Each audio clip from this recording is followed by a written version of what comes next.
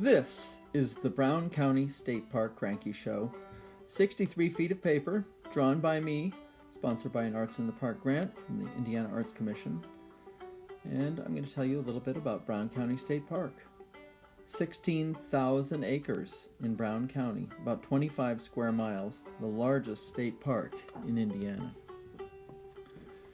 It's huge, but it's small compared to, say, Yellowstone, which is 3,500 square miles, but it's still one of the larger state parks.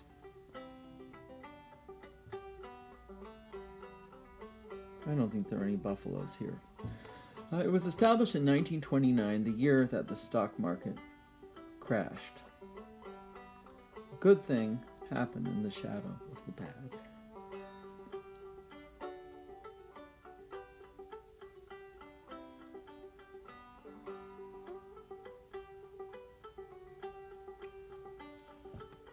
So, do you remember the Ice Age? Well, of course you don't. But a long time ago, glaciers were all over Indiana, and they came all the way down. Oh, there's that Ice Age. The glaciers didn't crush these Brown County hills. They stopped just north, and as they receded and melted, the gushing water formed gullies and ridges where all these trails in the park take you.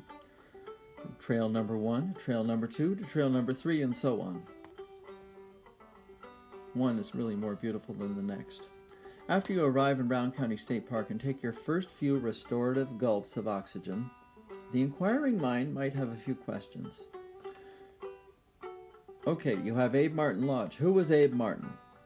What's a yellowwood tree? What does a timber rattler look like? How tall is that fire tower that I just passed? Well, I'm going to get that one out of the way right now. It's 90 feet tall, a little bit scary.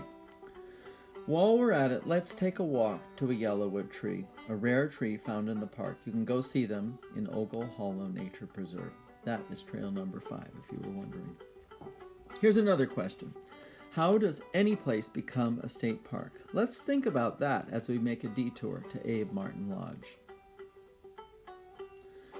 Abe Martin was a character in a comic strip by Frank McKinney Kin Hubbard. It was published in the Indianapolis News from 1904 to 1937. And in 1905, Abe famously said, "I'm going to move to Brown County tomorrow." He said this to the United States because the comic was syndicated in 200 newspapers. He actually didn't visit Brown County until he'd been drawing the strip for 10 years. But he was fascinated by Brown County, and he loved the people of Brown County, the eccentric country philosophers and people doing things the way they want to do them, banjo players, yodelers, moonshiners, farmers. For Hubbard, the citizens of Brown County were epitomized by the image of someone sitting directly on a barbed wire fence. If we were sitting here in Brown County State Park 100 years ago, we'd be either on or near a small farm. People came for the cheap land and built ramshackle houses and farmed the terrible soil until the soil could no longer produce. Soil erosion and questionable farming practices took their tolls, and people sold their land and left. It just couldn't sustain people or farms.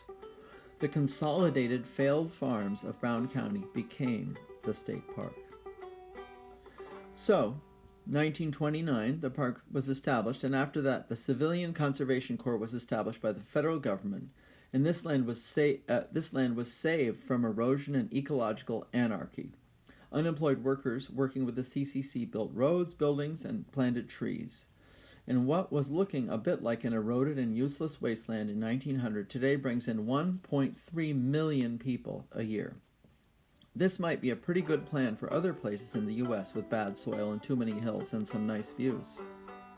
Of course, so many people come to Brown County State Park for the fall foliage, which turns the woods into a psychedelic art experiment. The leaves are stunning in the trees, and as they fall off the trees and as they carpet the ground, it's so hard not to get hypnotized by the beauty.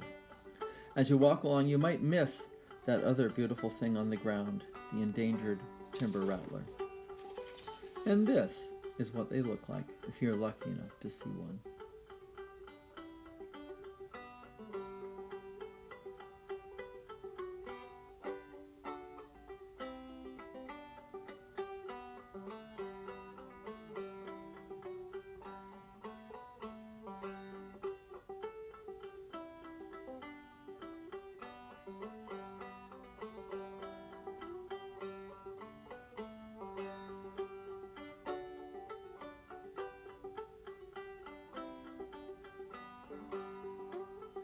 Thank you, Indiana Arts Commission and Arts in the Parks Project.